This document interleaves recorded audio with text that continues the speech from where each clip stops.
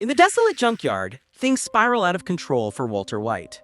Fresh off a volatile meth deal with drug kingpin Tuco Salamanca, Walt witnesses the brutal beating of Tuco's lieutenant, No-Doze. As Tuco storms off, Walt's grim calculations reveal he needs a staggering $737,000 to secure his family's future. That means 11 more risky deals.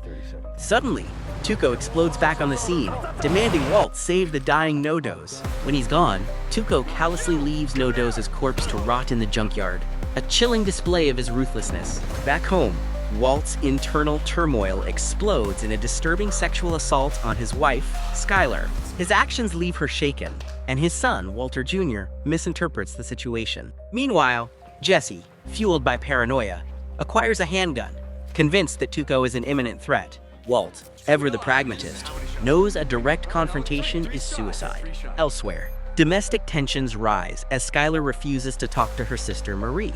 Marie's own issues surface as Hank, her brother-in-law and a DEA agent, confronts her about her therapy and her fractured relationship with Skyler. At the DEA office, Hank's partner shows him surveillance footage of Walt and Jesse's recent methylamine heist, though he has no idea who he's watching. Hank, though, is intrigued by the brazen nature of the theft, suggesting these are not amateurs. He predicts the amateur meth cooks are playing a dangerous game with cartels.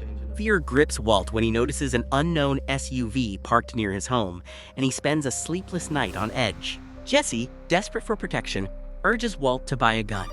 But Walt has another, more dangerous plan, using ricin to poison Tuco. Meanwhile, Hank visits Skyler, urging reconciliation with Marie. Skyler explodes, revealing her own situation is even worse. A quiet understanding dawns. They both know about Marie's secret shoplifting. Walt and Jesse successfully create the ricin, ready to sabotage Tuco's next drug pickup. But just as they finish, Walt receives a call from Hank.